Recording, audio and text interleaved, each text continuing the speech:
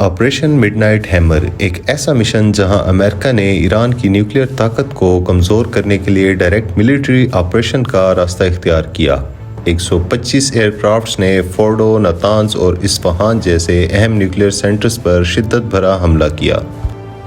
21 جون 2025 رات 2 بجے 7 B-2 spirit bombers نے میڈیٹرینین سی سے اڑان بھری۔ اسرائیل اور عراق کے اوپر سے گزر کر وہ ایران میں داخل ہوئے اور ایران کے نیوکلیئر پروگرام کو سیدھا نشانہ بنایا۔ میسائل سٹرائکس نے سب کچھ تباہ کر دیا، بنکرز، کنٹرول رومز، فیول ڈپوٹس، سب کچھ۔ یہ حملہ کسی چھوٹی بات کا حصہ نہیں تھا۔ دنیا بھر کی نظریں ایران کے جواب پر لگ گئی۔ مڈل ایسٹ میں امریکہ کے 24 سے زیادہ ملٹری بیسز موجود ہیں۔ یہ تھا کہ ایران ان بیسز میں سے کسی بھی ایک کو جواب میں نشانہ بنا سکتا ہے، اور پھر 2 دن بعد وہی ہوا۔ ایران نے قطر کی العدید اور عراق کی عین الاسد ایئر بیس پر میسائل اٹیکس کیے۔ یہ پہلا موقع نہیں تھا جب ایران نے امریکہ کو ملٹری لینگویج میں جواب دیا ہو۔ 2020 میں 3 جنوری کو بغداد ایئرپورٹ پر US ڈرون سٹرائک میں جنرل قاسم سلیمانی کو شہید کیا گیا۔ وہ ایران کے صرف جنرل نہیں، سپریم لیڈر کے سب سے قریبی اور مڈل ایسٹ کے پاورفل اسٹریٹجسٹ تھے۔ ان کی شہادت کے بعد ایران نے سائلنس کو چھوڑ کر میسائلوں سے جواب دینے کا فیصلہ کیا۔ عین الاسد ایئر بیس جو US کی اسٹریٹجک لوکیشن تھی، اس پر 8 جنوری 2020 کو میسائلوں کی بارش ہوئی۔ ایران نے فتح اور قیام بیلسٹک میسائلز یوز کیے۔ فیول ڈپوٹس، ایئرکرافٹ شیلٹرز اور کمانڈ سینٹرز کو ٹارگٹ کیا گیا، پن پوائنٹ ایکوریسی کے ساتھ۔ ایک بھی میسائل مس نہیں ہوا۔ امریکہ نے پہلے کہا کسی کو چوٹ نہیں آئی، مگر کچھ ہی دن بعد خود ان کے میڈیا نے کنفرم کیا کہ 100 سے زیادہ امریکن سولجرز کو ٹرامیٹک برین انجریز ہوئی ہیں۔ کچھ سولجرز بے ہوش ہوئے، کچھ کی آنکھوں کے سامنے اندھیرا چھایا اور کچھ کا نروس سسٹم ہی ہل گیا۔ ایران نے اس حملے کی ذمہ داری اوپنلی قبول کی اور صاف کہہ دیا یہ صرف ایک وارننگ تھی، اگلی بار نتیجے اور بھی خطرناک ہوں گے۔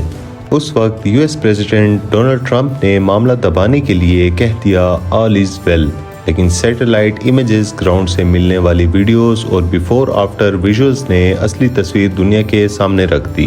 ایران نے بعد میں کہا اگر ہم چاہتے تو بیرکس کو بھی اڑا دیتے، لیکن ہم صرف امریکہ کو ایک پیغام دینا چاہتے تھے۔ 1 سال پہلے بھی جون 2019 میں ایران نے امریکہ کے RQ-4 گلوبل ہاک اسپائی ڈرون کو بھی گرا دیا تھا۔ یہ ڈرون 60,000 فیٹ کی اونچائی پر ایران کی ایئر سپیس میں داخل ہوا تھا۔ ایران نے اپنا 7 خرداد میسائل سسٹم یوز کیا اور کچھ سیکنڈز میں ڈرون کو اڑا دیا۔ US نے کہا کہ ڈرون انٹرنیشنل ایئر سپیس میں تھا، جبکہ ایران کا کہنا تھا کہ یہ ان کی سمندری حدود کے 15 کلومیٹر اندر گھس چکا تھا۔ ٹرمپ نے پہلے دھمکی دی، ایئر سٹرائکس کی، لیکن پھر پیچھے ہٹ گیا۔ No action, no response. 1987 میں ایران عراق وار کے دوران ایران نے پرشین گلف میں کویتی آئل ٹینکرز کو ٹارگٹ کرنا شروع کیا۔ امریکہ نے آپریشن ایرنسٹ ول لانچ کیا، جس میں US نیوی ٹینکرز کو پروٹیکٹ کرتی تھی۔ ایران نے ایک ریڈ فلیگڈ امریکن شپ MBC آئل سٹی کو سلک وارم میسائل سے ہٹ کیا۔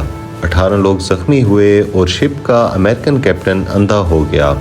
اس حملے کے جواب میں امریکہ نے ایران کے آئل پلیٹ فارمز اور ایک وارشپ کو ڈسٹرائے کر دیا۔ 1988 میں ایک American worship USS Samuel B Roberts Persian golf میں ایک ایرانین مائن سے ٹکرا گئی۔ شپ کا ہل 21 انچ تک پھٹ گیا، انجن میں پانی بھر گیا اور ملینز کا نقصان ہوا۔ $500 کی ایک انڈر واٹر مائن نے 500 ملین کی شپ کو تباہ کر دیا۔ US نیوی نے کچھ دن بعد ایران کے پلیٹ فارمز اور ایک اور وارشپ پر جواب دیا۔ اس رسپانس میں ایک US ہیلی کاپٹر گرا اور 2 پائلٹس ہلاک ہوئے۔ تاریخ گواہ ہے جب بھی امریکہ نے پریشر بلڈ کیا، اس کا جواب ایران نے میسائلز اور ایکشن میں دیا۔ نہ سینکشنز نے ایران کو روکا، نہ ڈپلومیٹک وارننگز نے۔ ایران ہر بار سپر پاور امریکہ کی ایروگنس کو چیلنج کرتا رہا ہے، خاموشی سے نہیں بلکہ میسائل سے۔